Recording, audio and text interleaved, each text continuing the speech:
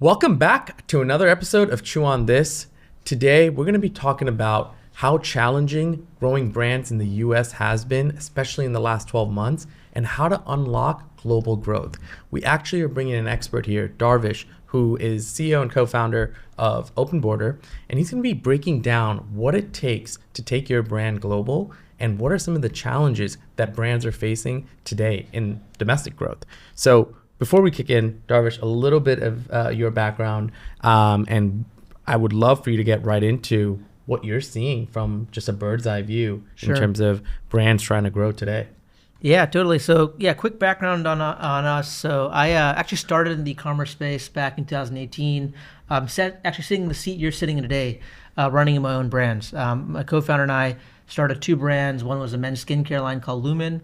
The other was an electric trimming brand, Meridian. And both those brands, we actually ended up reaching the 9-figure run rate mark in about 3.5 years, and half of our revenue was international. Just the quick story there, because helpful context for probably a lot of marketers, is our philosophy actually back then was everybody's talking about indirect consumer. How do we diversify channels? How do we find the next thing? People were back then, it was YouTube, it was direct mail, it was affiliate. It was trying to find this next thing to get incremental scale after Meta.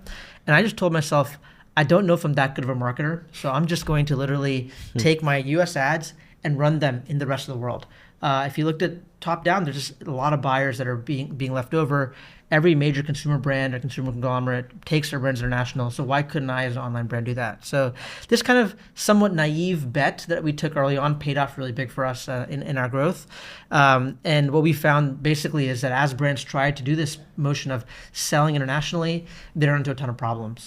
They have a ton of ambiguity. Like, is it worth my time? How big can this be?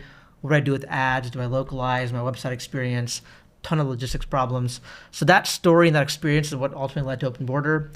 We were fortunate to have a transaction for that business in 2021. And basically, as part of it, we negotiated the right to take all of our international team, spin them out into a new company that basically helps brands like Avi sell internationally. So that's kind of a little bit about us and how we got here. Now we work with hundreds of merchants, helping them sell abroad across direct-to-consumer, Amazon, TikTok Shop, brick-and-mortar retail. I'm so excited to dig into that a bit.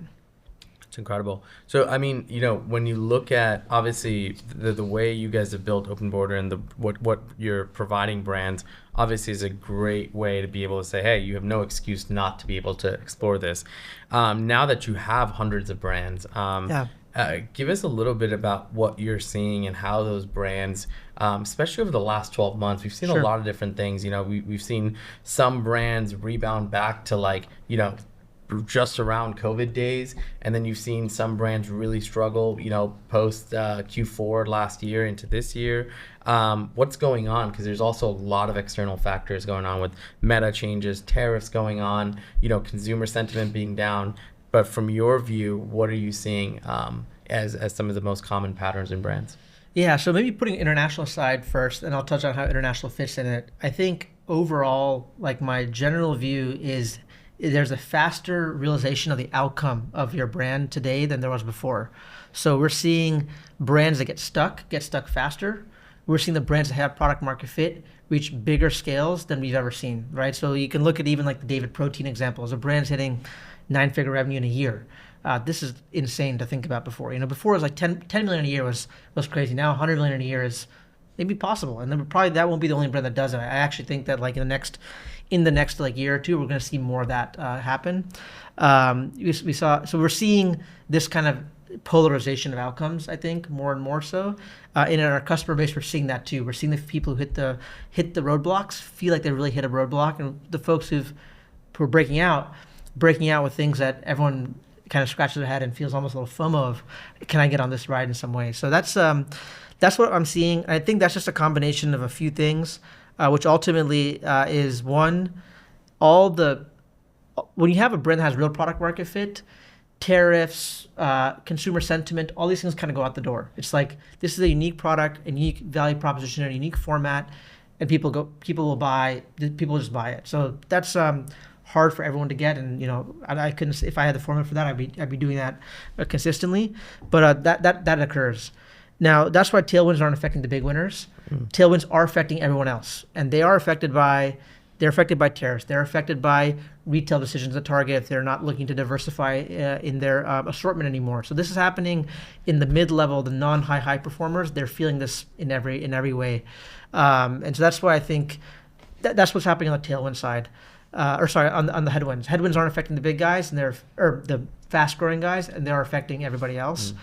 And then on the tailwind side, I think what's actually happening is like Meta is getting better. It's getting easier to use. You don't have to be that smart to be an ad buyer as you used to be. And as these tools become easier, as creative becomes easier to do than it was before, as the playbooks become easier, it's like now everyone's just focused on getting the right product. And now everything else after that becomes a little bit more seamless. The motion of going from direct to consumer to retail is more real now.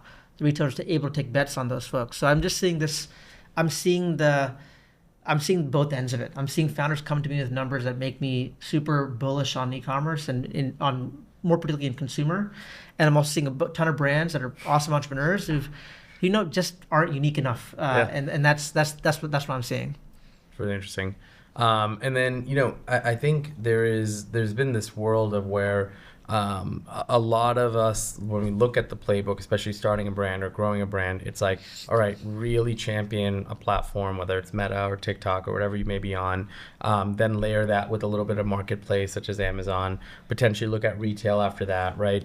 And it's almost like, I think up until maybe really last year, it felt like international was one of those things that you get to when you get to, and you layer on when you see some demand inbound and you say, oh, let's just cater to it. But I feel like there's been a pretty large shift now where I think you hear brands early on. I mean, even someone like David, you gave an example, like they're talking about international within the first 6 months of their company growing. And now 15-20% of the revenue is international. Like, what is the shift you're seeing? Like, why are people considering it so much more, and why should many brands start to consider that? Yeah, so I think for the winner brands, not to say that they're not a winner, but the brands that are really in that trajectory where they feel almost close to, they've really found something that's hit a chord with modern consumer sentiment and shifts. Those brands, I think, are going international faster because they're like nothing is going to stop them, and almost anywhere they go, they're going to find some level of success. And so if you're in that category, that top 1 percentile brand, you go international now. You don't, nothing's stopping you. You should jump into it, and that's kind of why you're seeing that. And so that's what you're seeing on the upper end. I think for the brands that are kind of everywhere else doing good, but not they want a little bit more. Those brands, I think, where international is really coming in as diversification. So it is, you are in a world where you're trying to find the right next best thing for you. Is it retail? Is it some new channel? Is it TikTok shop? Can I lean in on Amazon some way? Do I do an influencer strategy? International just becomes a thing in that bucket you can look at. And what we try to show brands is really with a partner like us, the level of effort to potential reward of size of prize of international ends up stacking very high on any dimension you look at. There's very few things that'll be with a partner like us as easy to implement that can give you double-digit revenue growth in a single year. And so that's where those brands are looking at it. It's a measured test. It may not work for everyone, but 30 to 40% of folks will hit those numbers, and that's a good hit rate on these types of experiments, right? So that's where I see the next year kind of going. And then the winners, they're just winning, and we're all helping them out in some way. So. From a tactical standpoint, if a brand wants to come in and start heading in that direction, right? If somebody comes to you and says, okay, I want to go international, what's the best way to actually just do it and test it? Yeah. What is the first thing that you're telling them to do? Cool. So there's like 2 philosophies on going international. I think the older school approach was, and there's a hybrid you can take, but I'll give you the 2 ends of it. One end of it is you go do some deep market research. You figure out where you think your product will resonate. You look at your own customer data and say, where are people coming to you from? And you pick a pointed market to go enter, and you try to build a presence there. You launch with PR, you do a full activation of the market. What I found is that for digitally native brands, it's an unnatural motion for them because it's not how they tend to grow their business, at least after the first early days. And the risk factor there becomes very high. You put a lot of resources and you may or may not hit. Like, you still have the same 30-40% hit rate on if international will work for you, and you're usually limiting it now to like 1 country. So what we tend to prefer brands do or recommend you start with, if you're the type of company who heavily paid media driven, you tend to be very any test you do, you want to see that it pays out in a certain amount of time. You want a risk adjusted return on what you do. What we say is like, look, basically the idea is take your current English ads, pick all of the English geographies, call them Canada, Australia, New Zealand, the Nordic countries, the Benelux regions in Europe, Dubai, Singapore, APAC regions where it makes sense. Target them with your current English ads. Don't do any localization on the ad side. Do some light localization that's non-language on your storefront, so still stay in English, and everything else can stay the same. Same social media, same email account, same SMS strategy. It all flows through. Mm-hmm. With that, you may actually be able to find your first pocket of winners, and you can then double down on them. And so I think that was like how you guys started out early on. You were thinking, overthinking it, but you found like in Australia was a big winner for you. Mm-hmm. You double down on it. Canada eventually started working. You double down. Mm-hmm. Europe took a little longer. So that will differ by brand. You know, supplements brands, we do see stronger affinity in like in Australia, Canada. We see different things in like European or in like apparel sector. So there's some geographic affinities, but you can figure those out pretty quickly. So that's generally what we say to start. And logistics wise, it's ship from your current warehouse, right? So you're not storing goods in a new country. You're not relabeling your products. You're not thinking about packaging or ingredients. It's take your current U.S. product as it is, ship it from your warehouse, run ads from the same ad account you already have. This is like a 1.5 person like attention project to go and test. That's the type of motion we try to start with. Yeah. I think even for us, I mean, we did a lot of testing, and especially with the help of you guys, you know, being able to make it seamless for the consumer, right, across different, you know, we tested in Australia and New Zealand, right? Now, shipping from the US is expensive, right? Our average is 3 times the domestic shipping rate, right? So now imagine you're coming to the website, they love your product, they hit add to cart, and then they're hit with this fat, you know, shipping rate that's in the checkout, and your abandoned carts skyrocket, right? Yeah. I think what's been a really good strategy for us, and I'm curious your thoughts and maybe some other tips and tricks here is, you know, you don't necessarily have to sell at the same price either, right? A lot of testing that we did was increasing prices for international, and then in the checkout offering free shipping, right? Yep. So I'd rather sell you on a product at a higher price point, you getting to checkout and being like, oh, you guys are doing free shipping internationally, I'm sold, right? Yeah. Versus like lower price point, and then I get to checkout and it's like, oh shit, I gotta pay $25 for shipping, and then duties on top of that. Yeah. That was probably one of the biggest changes that we made, which helped improve conversion rate, which I don't think a lot of people can do just like out of the box. And I think OpenBorder does a really good job at helping achieve that. Yeah, actually, and interestingly enough, your story of how fast you guys did that, and it was very clear Australia was not working for you. You did this adjustment, it started to blow up and became a big part of your business. That learning made us want to make it even easier for folks to do it. So now we actually have a self-serve tool in the platform where you can A/B test pricing by country on the base price. We'll bring it up here on the document on the video. That's awesome. On the shipping price, on the base price, and so you can actually then go and like without any code, go in and say, all right, for this country, I want to actually go and see. Should I have free shipping at a higher price or not? And now we're letting customers do that themselves very incrementally. Yeah. And we do find some pretty real LTV CAC bumps from doing that. Yeah, no, it makes sense. I mean, the friction points is honestly what stops people from going international, right? It's like the shipping costs. It's also like, how do you even handle duties and things like that, customs, right? Because I feel like a lot of even those laws change pretty frequently, especially during this time. Yes. And then for a brand owner, it's like you just want to focus on like, all right, let me, you know, set up ads and see if it works. But then you have like 4 other things to worry about that you have zero knowledge on. Well, it was interesting when I first met Ron and tried to tell him where we could help him with international. I realized he didn't even know that these problems were ones he had. Like you guys were shipping, some stuff was getting caught. You thought it was just getting, you know, lost packages. Yeah. You didn't know about collecting taxes up front. So the idea really is, you know, there's a lot of customers that don't know about these things. Our job is to make it so you don't even care to know. Yeah. So that's the hope. Yeah, that's awesome. You know, I think we touched on a lot around the brands that are choosing to do international. They're seeing great results, right? I think growth outside of U.S. you're seeing higher growth in territories outside of the U.S. Yeah. Alone, which for many categories, which is an incredible signal, right? Now, I think the one question that still does come up, right, is all right, well, I'm thinking about Amazon in Canada, and I'm doing, D2C here, and I'm maybe opening some retailers in, Australia or UK. Sure.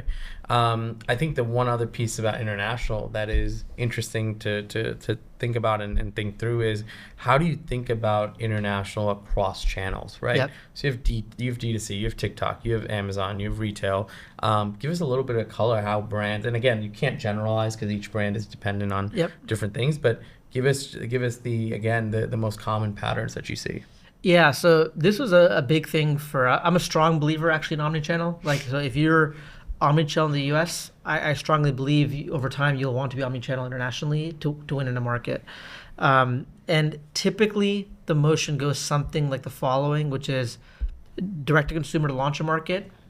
Amazon follows afterwards, because what happens is after you get the D2C engine rolling, you pick up a lot of search demand for your brand on Amazon. And you don't want competitors taking that, and you want to basically capture the full terminal kind of profitability in the market. So you add Amazon as well. And then once you have Amazon kind of going and you have direct to consumer going, then what you'll probably find is in your biggest markets, we will see brands do the same thing in the US. They'll get a sales broker and they'll go talk to the right type of retailer for them in that region, or they'll get inbounded and say, oh, whoa, this is a cool brand.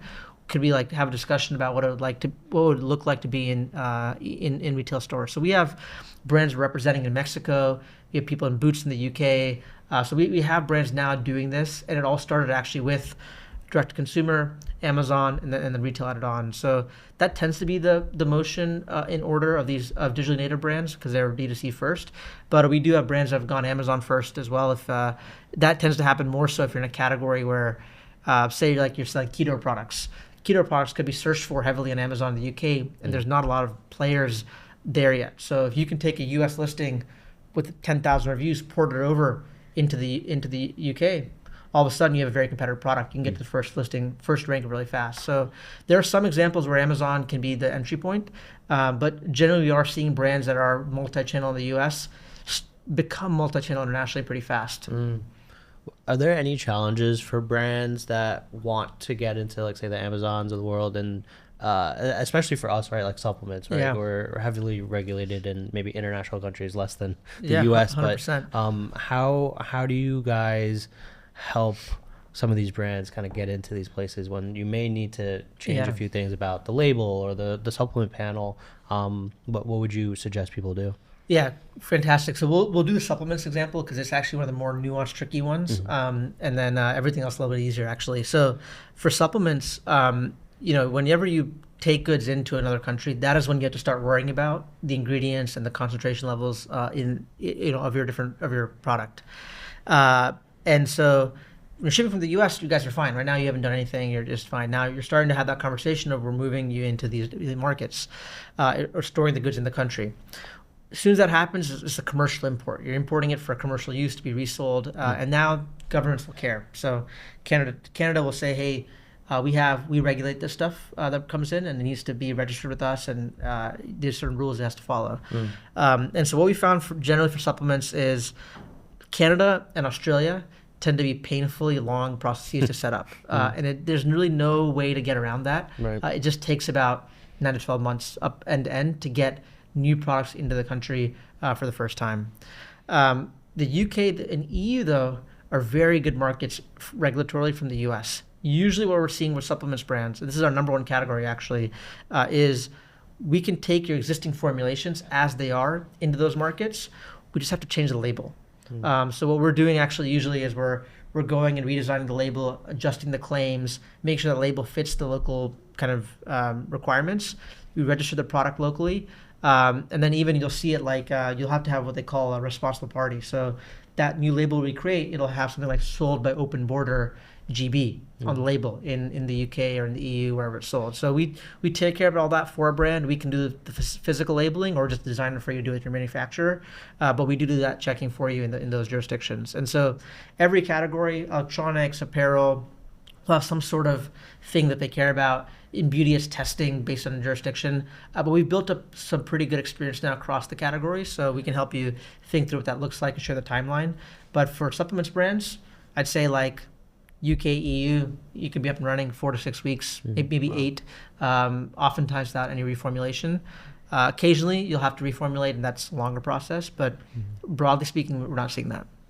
For brands that want to do this, right? Yeah. Does the team at all need to change? Like, do brands feel like, oh, like I need to have somebody that's in managing international altogether, or can brands kind of just take their current team and just do it? Yeah. So when we did this at OpenBorder, in my last company at Pangea, where we had Lumen and Meridian, the brands I talked about, we had a full team on international across operations, compliance, finance, because we had entities in each region, and that becomes very complex.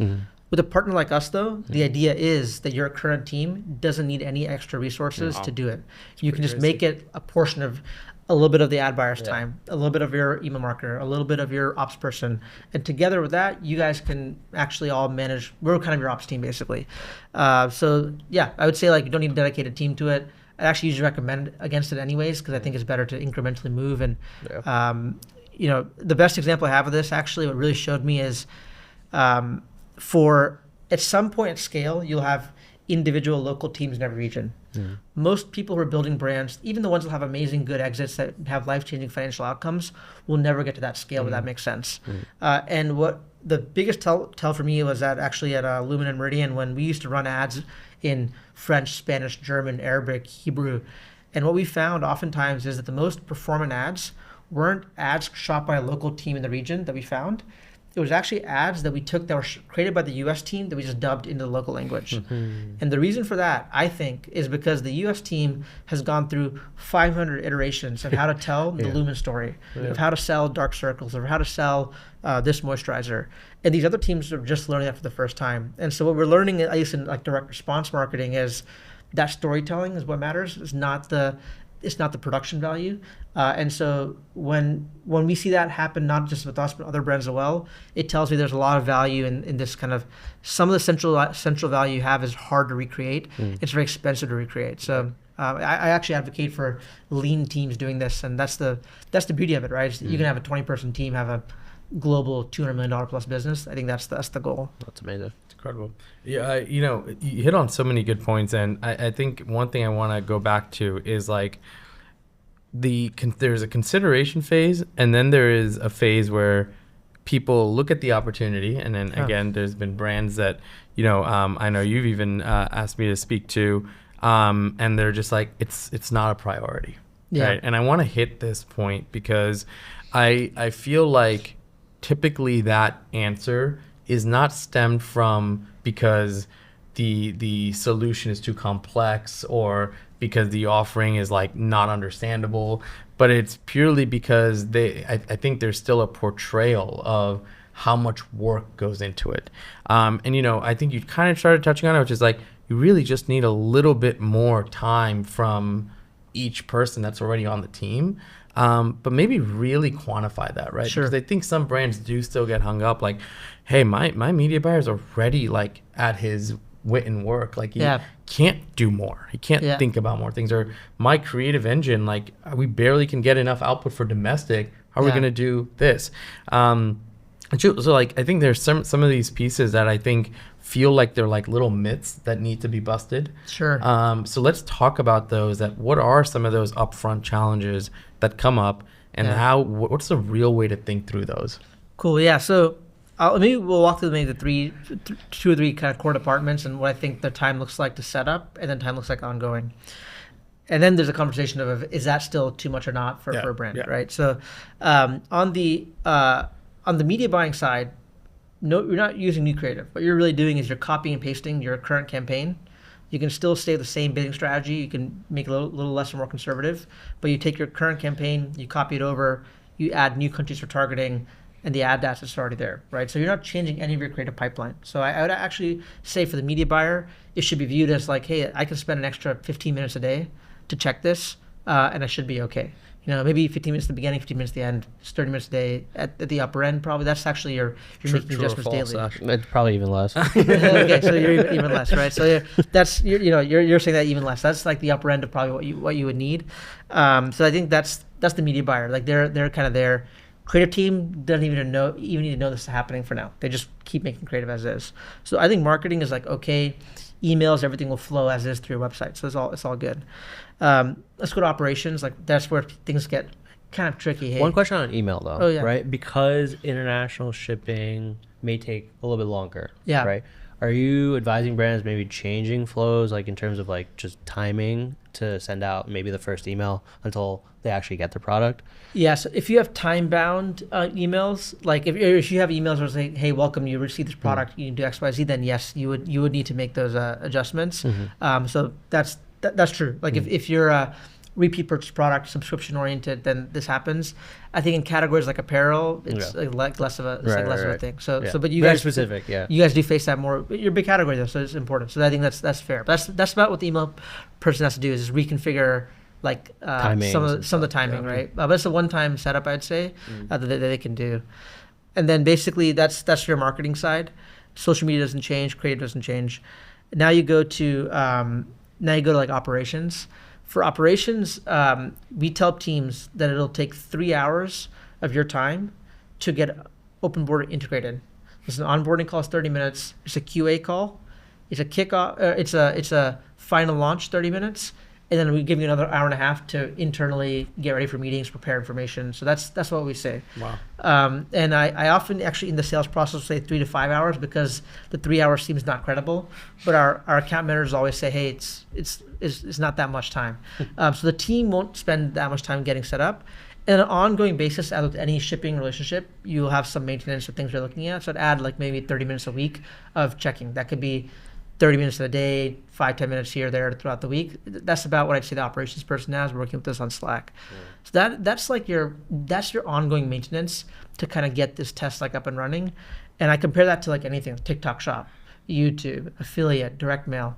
You're a lot higher in many of these cases, right? Like you're thinking about entirely new creative, targeting, asking people for advice on how to do this thing. So this world is going to be a lot more in your comfort zone and zone of genius in terms of testing.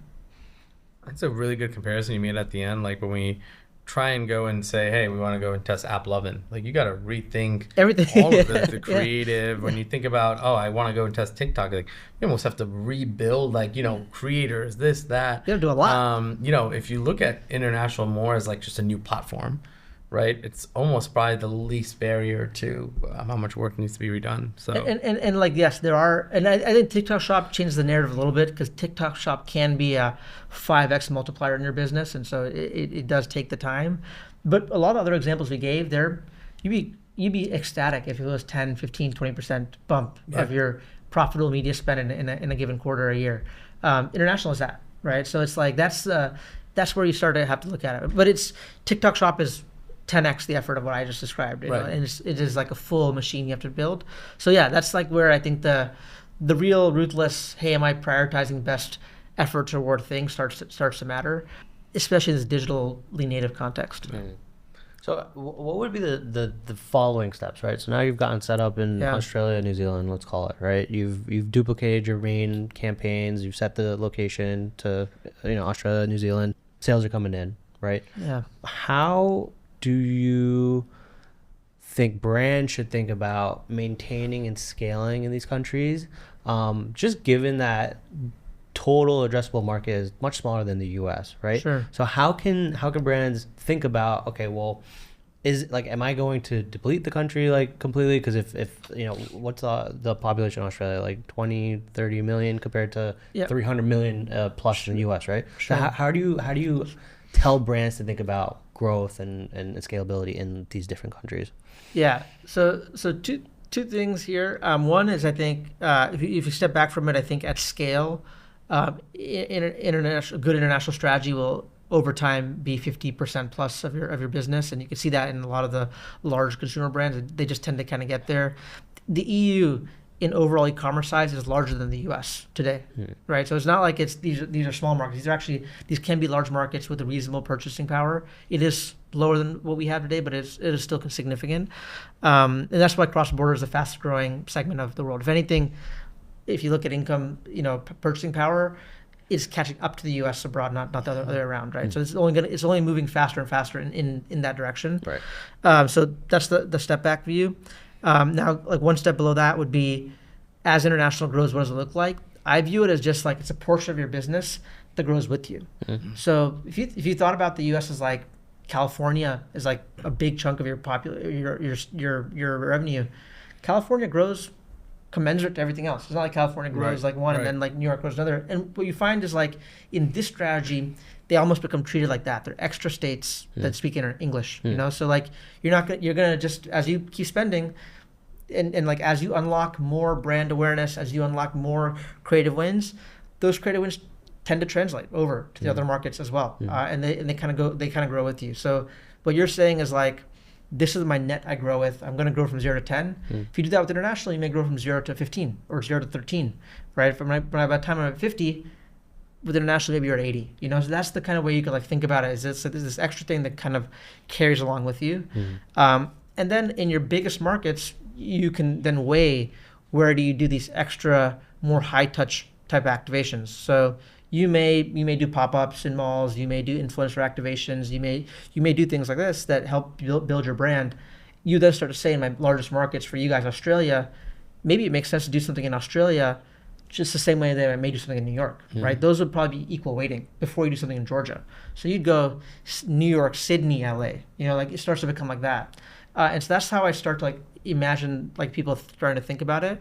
So that's like a flavor of like how I think you could reframe what this like looks like over time, as you're building up. And then as you get scale, like when you get to a 20, 30, $40 million business internationally, now you can start to, then you may start to take the levels of localization deeper, but you're doing that in every portion of your business, in every channel, in every facet, you're kind of doing that. And this will seem the same way based on the size of its kind of its return.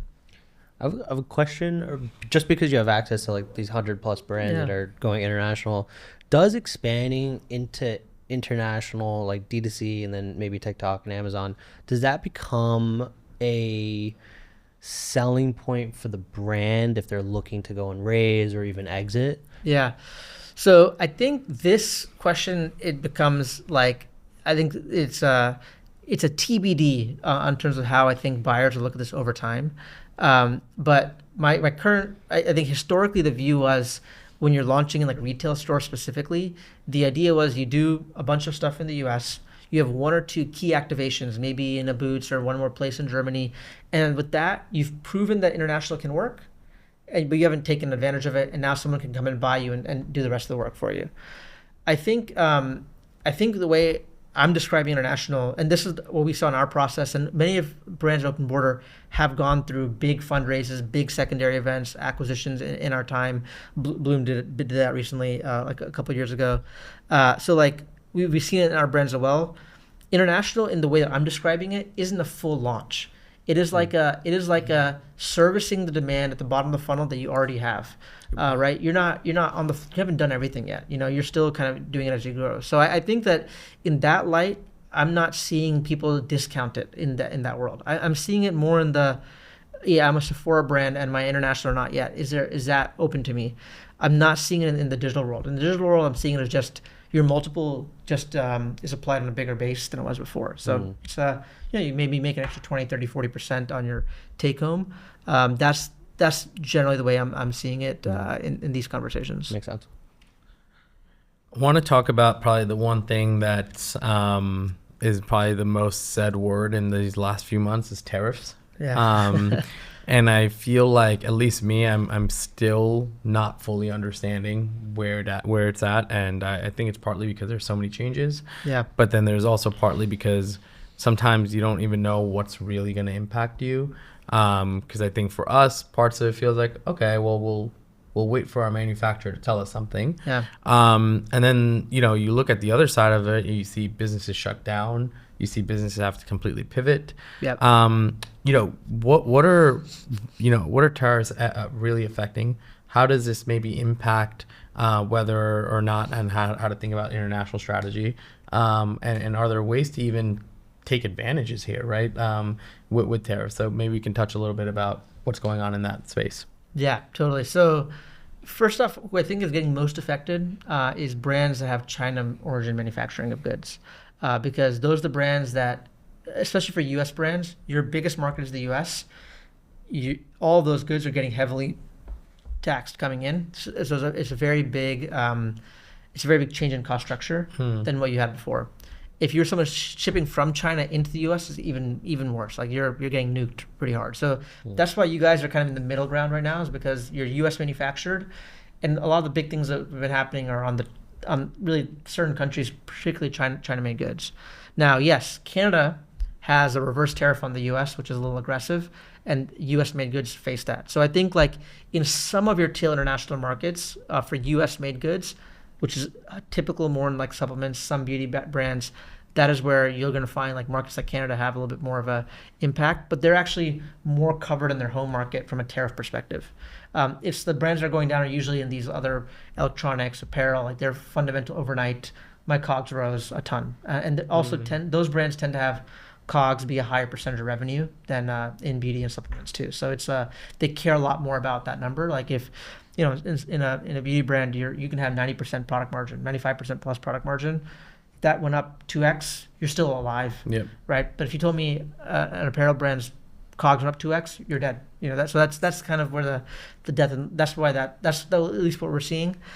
A few things and tactics I'd say everyone could go look into. Number one is duty drawbacks. So if you are someone who manufactures outside the U.S., you import into the U.S., now you're selling into another country. So this is an apparel brand I manufacture in China.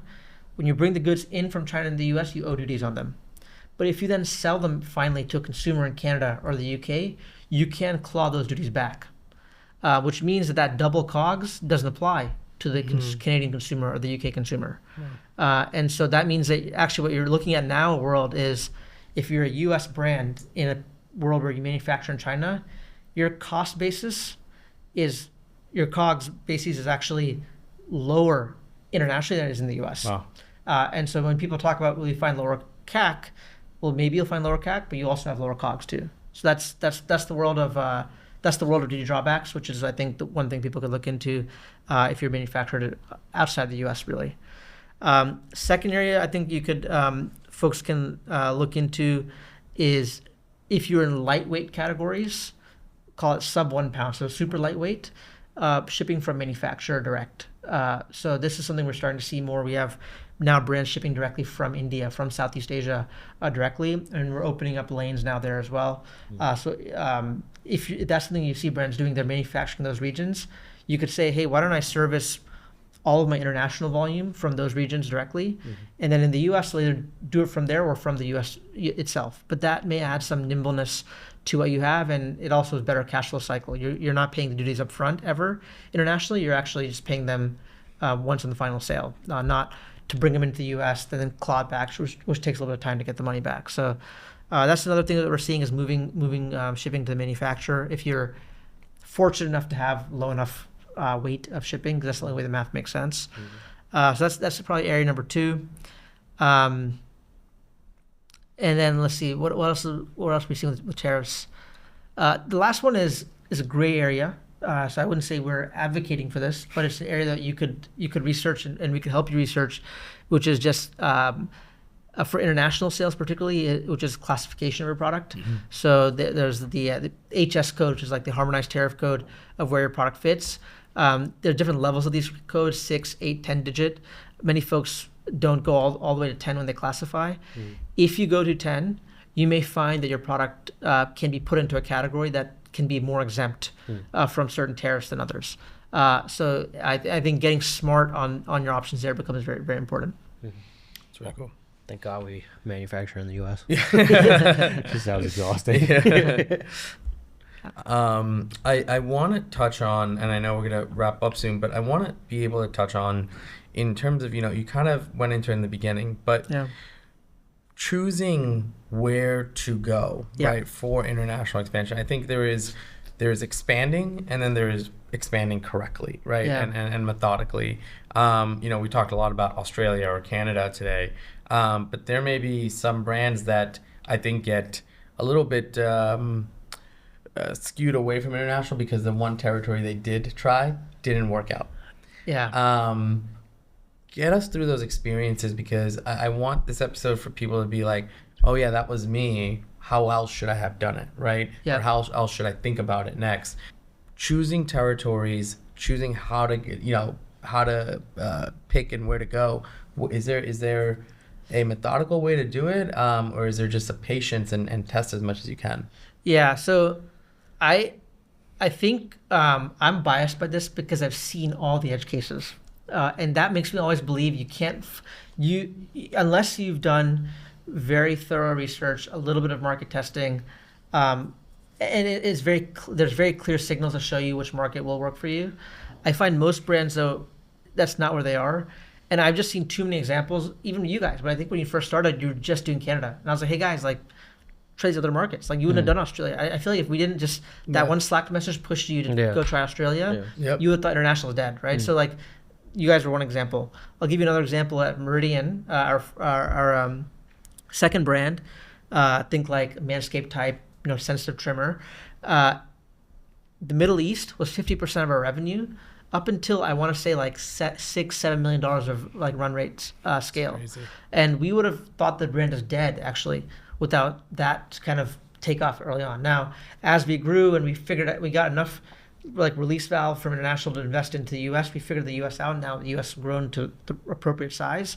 But like this is like Israel and a couple other Gulf countries driving the majority of the volume in the early days. Wow. And so would we have guessed that? Absolutely not. Turns out back then the brand is now very gender neutral, but back then the brand was very focused towards men. It's a bunch of hairy dudes there, and like, so could we have researched it and figured it out? Yes, but would anyone have recommended to go into these very small populations early on as the international test? No, right? So I think like that's why I tend to recommend being a little bit broad. Yeah. If you have the luxury of doing a performance marketing oriented test. Now, if you're launching in Amazon or launching in retail stores, you gotta do the research, right? But if we're talking about running ads, the cost to run the ad and learn is beautifully low. So that's my view. And we crushed this, dude. This is awesome. No, this is super really, tactical. Really tactical. So expanding into Amazon internationally, right? Yeah. I would imagine there's a lot of like hoops that brands have to go through, just compliance wise and things like that. Yeah. How are you guys helping brands actually get to that point? Cool. So Amazon, kind of a few pieces to get up and running in Amazon internationally. Number one is the compliance component, which we kind of talked about. This is like your labels, your ingredients, your responsible party that shows you're compliant in the region. So it's these types of things. So it's product compliance. In order to import goods internationally at all, you have to have a local tax registration because you have to pay import tax and sales tax. So it's tax registration, entity creation. And then it's local logistics to move the goods around. Then you got the actual Amazon account and managing it. So those are like the four components. OpenBorder can do all four of them for you end to end. So we can review your products. We can import them into the country under our entity and our registration. So you're never creating anything on your own paper. And then we can put them on an Amazon account that is owned by you. And that can be run by either us or you. So our team can do the day-to-day PPC management, listing localization, like done for you service, like an agency for you abroad. Or you can say, hey, you know what, like Darwish, I want you to get us up and running, to handle all the taxes in the back office for me on an ongoing basis, but just give me an account for my team to come in and run the ads and do what we do on Amazon. Interestingly, we thought everyone would want to run Amazon on their own. What we found over time is that if you really think about it, Amazon is maybe 20 to 50% of a brand's business. And then of that, international will be 30 to 40% on the upper end. And so if you take that, this overall international Amazon becomes a small portion of your overall revenue. And so brands actually end up wanting the done-for-you service more often than not. Exactly. So they're saying, hey, like, we know there's revenue here. We know people are searching for our name. We just can't think about it. We don't want to handle replenishing inventory. We don't want to handle the compliance. But if you guys can do that for us, go collect revenue for us and send me a check. So that's 70% of what we do on Amazon. We do have some brands that are a little larger that have also said, hey, you know what, we're ready to start trying this on our own. And now we just hand over the keys to them and say, run the account. So that's our Amazon service. Love that. So now you're set up, obviously you're sending traffic from your ads to these international countries. You have Amazon set up locally. Yeah. I would imagine the next step is fulfillment within that actual Yep. The next step would be fulfillment in that country itself.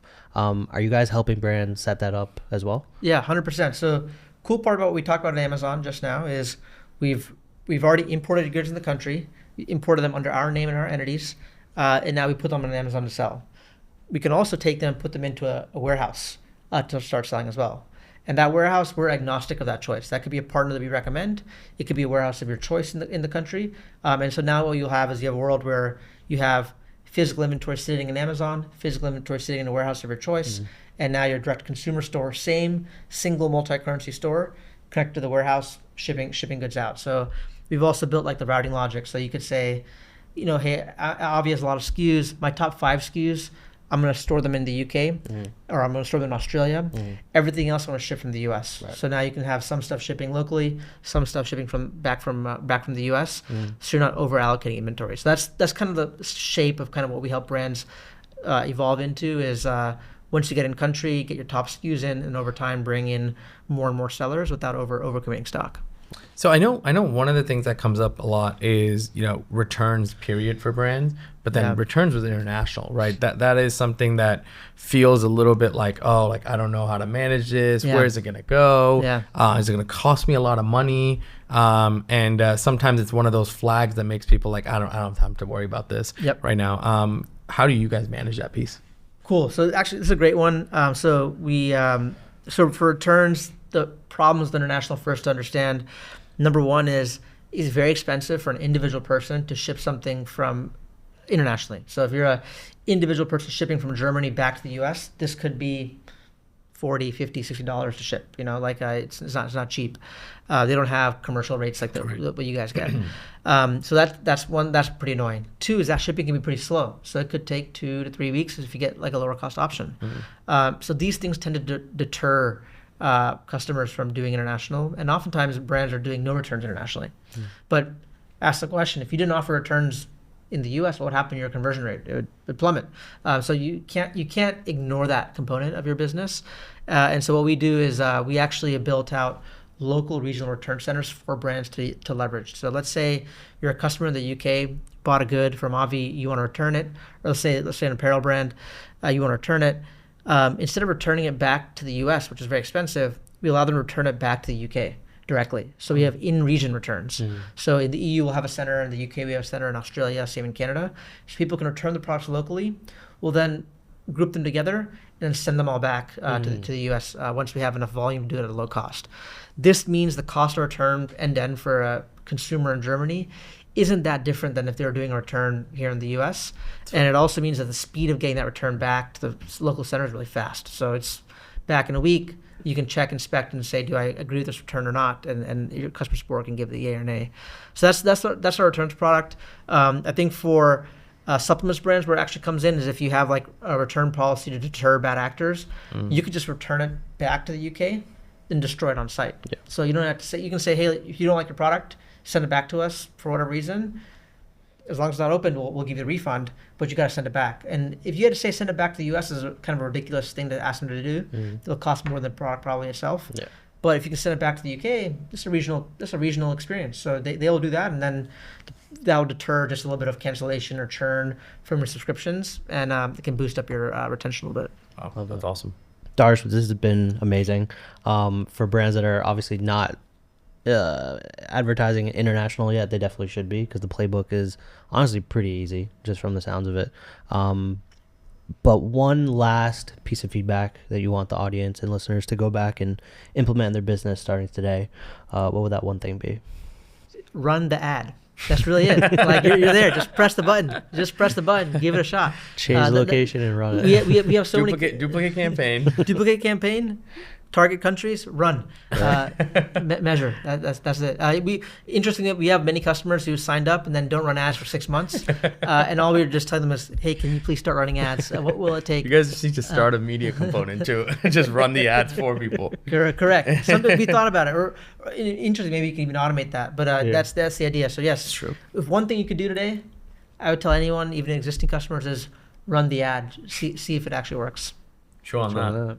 Damn. Nice. That's killer, dude. Awesome. Jeez.